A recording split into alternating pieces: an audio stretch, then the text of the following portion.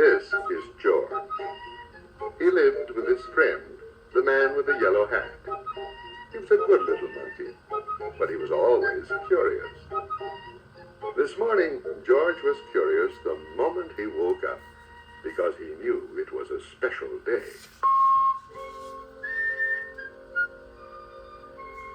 At breakfast, George's friend said, "Today we are going to celebrate, because just 3 years ago this day, I brought you home with me from the jungle.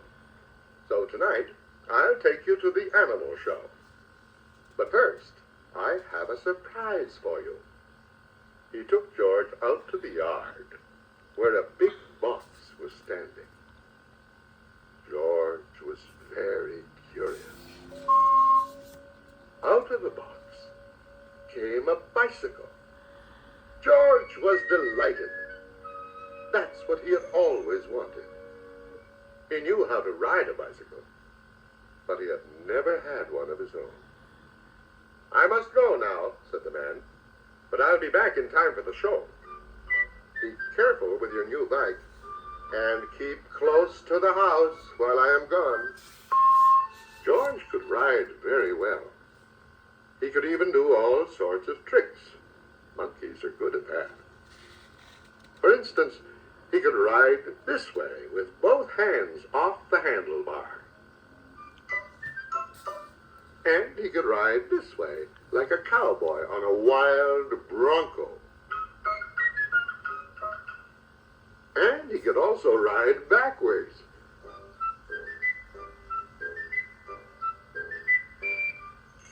But after a while, George got tired of doing tricks and went out into the street.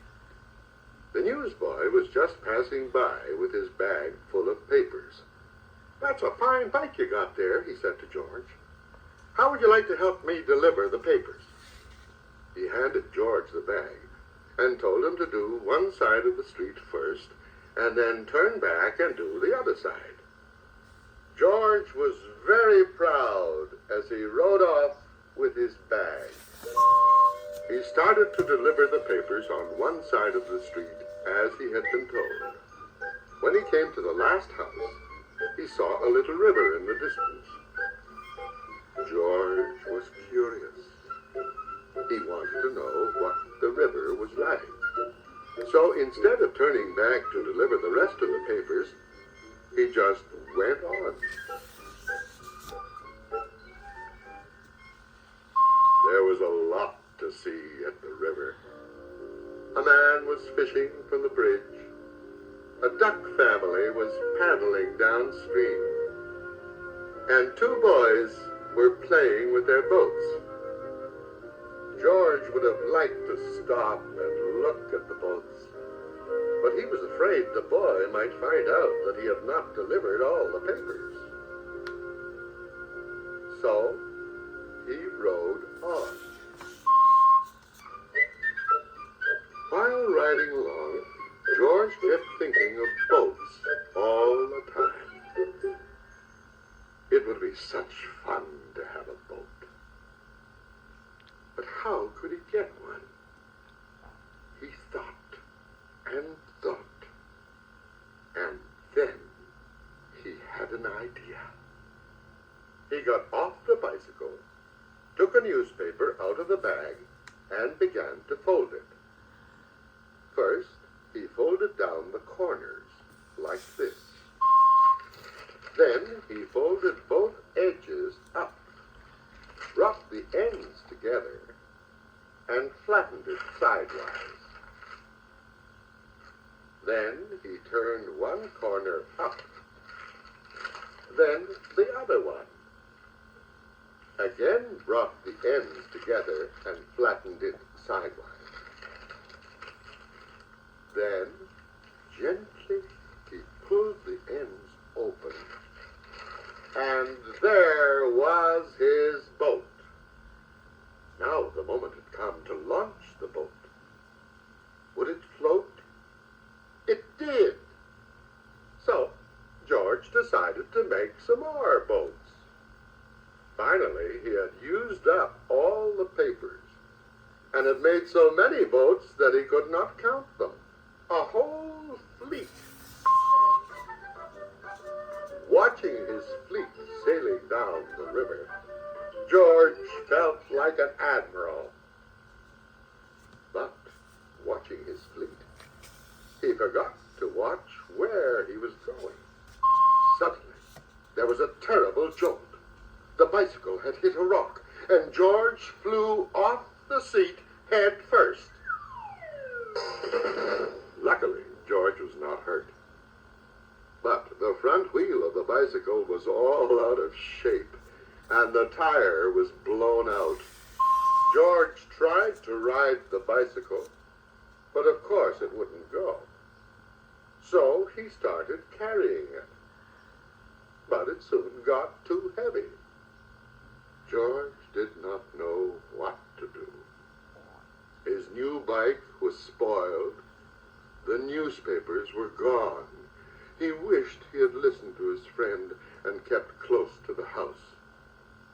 Now, he just stood there and cried.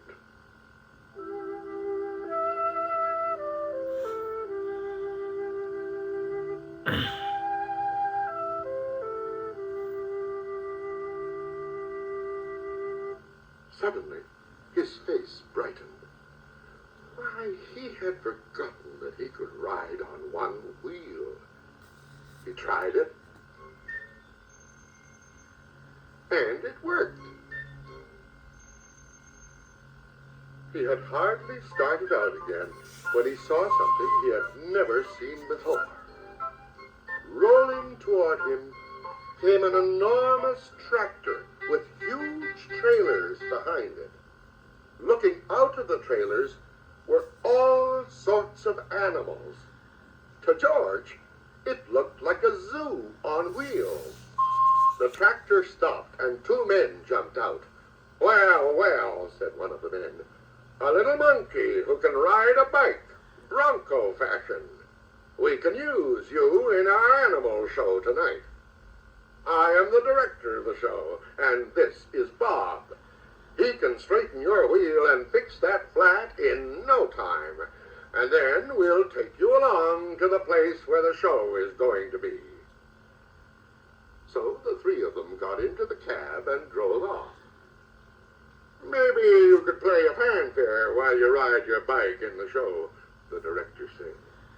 "I have a bugle for you right here, and later on you'll get a coat and cap, just like Bob's."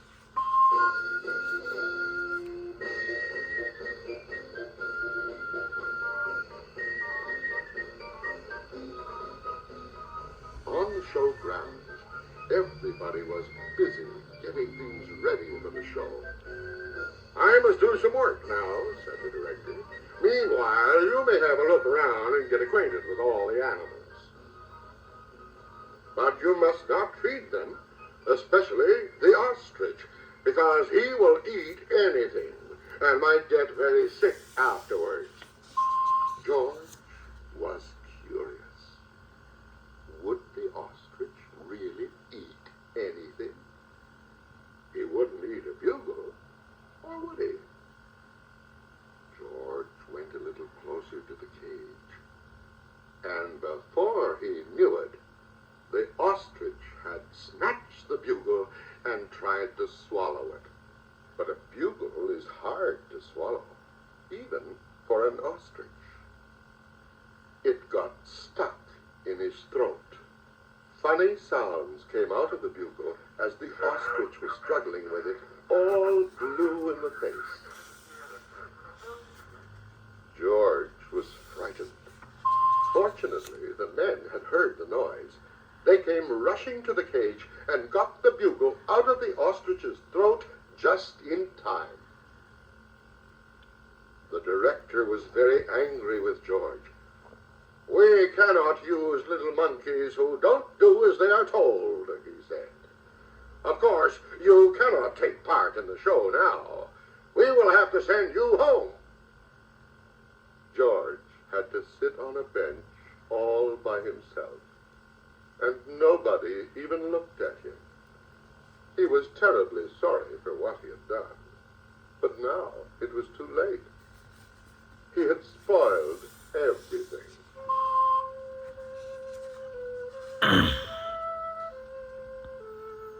Meanwhile, the ostrich, always hungry, had got hold of a string dangling near his cage. This happened to be the string which held the door to the cage of the baby bear. As the ostrich nibbled at it, the door opened, and the baby bear got out. He ran away as fast as he could and made straight for a high tree near the camp. Nobody had seen it but George, and George was not supposed to leave his bench. But this was an emergency, so he jumped up, grabbed the bugle, and blew as loud as he could. Then he rushed to his bicycle. The men had heard the alarm and thought at first that George had been naughty again, but when they saw the empty cage and the ostrich nibbling at the string, they knew what had happened. George raced toward the tree, far ahead of the men. By now, the bear had climbed quite high, and this was dangerous, because little bears can climb up a tree easily, but coming down is much harder. They may fall and get hurt. The men were worried. They did not know how to get him down safely. But George had his plan. With the bag over his shoulder, he went up the tree as fast as only a monkey can. And when he reached the baby bear, he put him in his bag and carefully let him down so that the men could safely catch him. Everybody cheered when George had come down from the tree. "You're a brave little monkey," said the director. "You saved the baby bear's life. Now you'll get your coat back, and of course you may ride your bike and play the bugle in the show." Finally, the show was on.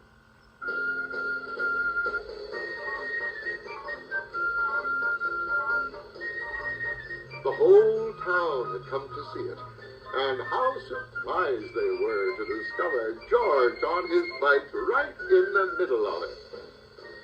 The newsboy was there too, and also the man with the yellow hat, who had been looking for George everywhere, and was happy to have found him at last. The newsboy was glad to have his bag again, and the people from the other side of the street, whose papers George had made into boats, were not angry with him anymore. When the time had come for George to say goodbye, the director let him keep the coat and the cap and the bugle. And then George and his friend got into the car and went home.